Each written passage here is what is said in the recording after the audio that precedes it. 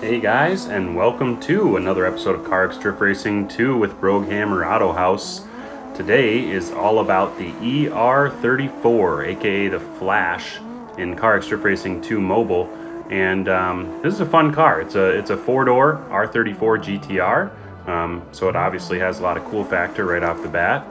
And it's a fun car to slide. You know, it's pretty long, so it's a little bit lazy in transitions and stuff, but overall really a fun car. So we're going to jump into the tuning aspects and everything here towards just a little bit further into the video here. I wanted to go ahead and kind of apologize. I haven't been posting much lately. I was getting over COVID and everything over the past couple weeks and starting to feel back up to wanting to do more video stuff. So drop your suggestions down below if you guys want to see tunes for certain cars, or if you have questions about the game or want to see something. Maybe I dive deeper into some tips and tricks for drifting. Maybe I dive into the engine swap stuff, or what kind of steering you should use. I use arrows, but anyways, leave a suggestion down below and let me know. I'm happy to look it over and give you guys some feedback. But this thing is really fun. So I have another clip here from West Coast Arena or Stadium, and it's riding the wall like perfect. Fourth and fifth gear. And I will say on my tunes, because I use the aero steering, you guys might have to adjust your caster and Ackerman in the front from what my tune is, because I use the arrows and not tilt. But let me know down below if my tunes have been working for you on tilt or not. Otherwise, we'll jump into the tuning here. Alrighty guys, so we're going to jump into the body kits and tuning of the Flash, aka the ER34, which is basically like a R34 GTR, but it's the four-door model. We're going to jump into the body kits first. On this one I have the street style kit, which just gives a little wider fenders in the rear there and on the front, and then some ground clearance stuff. So here's the stock body. And we have the slide performance kit, which is a nice looking kit, I think. The CBW kit, not a whole lot changes. Then you can see it steps out a little bit for the street kit. R&T is kind of it's a gnarly looking kit. It almost looks like rally spec or something with those vents in the rear. Really cool kit though, nonetheless. And then a D-Master, which also looks like fairly stock body, to be honest. I wonder what the difference is between...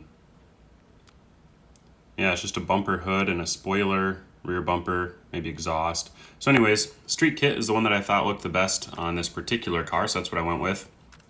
Tuning wise, we have this thing upgraded to Pro Drift 3. We don't have any engine blueprints or anything. This will be custom. It'll be BrogAutohaus in the tuning workshop. If you're looking for it, you'll be able to find it there under BrogAutohaus. So we'll jump into the settings and show you guys. Where do we want to test today? We'll go Kami Road. Why not? So as we jump in here, spring size is at 10 centimeters. You have stiffness at 68. Sway bar 98. Wheel toes at negative 0.01. That could be at 0 too. And for those of you that don't know, you can actually push on the number there. If you press on it, if I can get my finger to work, and enter the value that you'd like to change it to.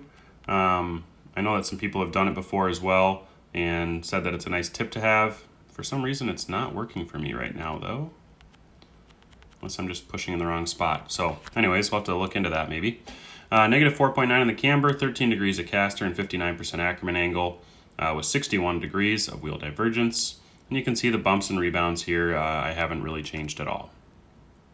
Same with the rear suspension. Running negative 1 degrees of camber in the rear, 0.08 of wheel toe, not much sway bar, just a tiny bit in the rear, with 65 stiffness and 10 centimeters of spring size, which is the same as the front, so that we're sitting pretty level, minus the slight difference in spring stiffness. In the front, we're running a 19-285 by 35 profile, and in the rear, we're running a 19-305-35. So just an additional 20 millimeters of wheel width in the rear to give us some more grip. We have the engine maxed out all the way, 749 horsepower with 781 newton meters of torque. And then the transmission, we have at a 0.66 differential with a 4.08 overall gear ratio And I did adjust 3rd, 4th, and 5th gear quite a bit to the 150, 125, and 1.06, as you can see there on the screen. And then 0.2, lowest gear shift delay possible. That's always something you want to make sure you have, especially if you use the sequential transmission. You don't want a gear shifting delay. It's going to mess with you. Braking momentum, 70% to the front, not super strong. Rear axis width is negative 0.03 and the front is 6.3, and that's just for fitment reasons. As you can see, we could probably bring it in negative a little bit more to make sure it clears that fender. We'll go negative 1.3. Then the front we have poked out for fitment on the front. So let's bring that in actually a little bit so it's not rubbing. Negative 3.8. So let's get out and test this thing and see what you guys think. It's a fun car. I haven't used it a ton lately, but when I first unlocked it, I was using it non-stop. Locked it a little too hard there. So as always, you guys, down in the description, there will be a Gmail for sending in your top 5 drift clips of the week, and those are posted every single Friday. And then you can also check the Discord link down there, and that'll give you guys an idea of, there's, kind of the community of the YouTube people that follow my channel that want to chat about CarX community stuff or when they host online lobbies. So go check the Discord out. I know a lot of people have been chatting in there. It stays pretty busy. I don't do a ton of moderation, so if you don't like something you see, just skip over it. Move on. Sorry, but not sorry. Anyways, that's going to do it for today's video, guys. Appreciate you watching as always. Don't forget to like and subscribe to the channel. As cliche as it sounds, put your life in drive. We'll see you next time.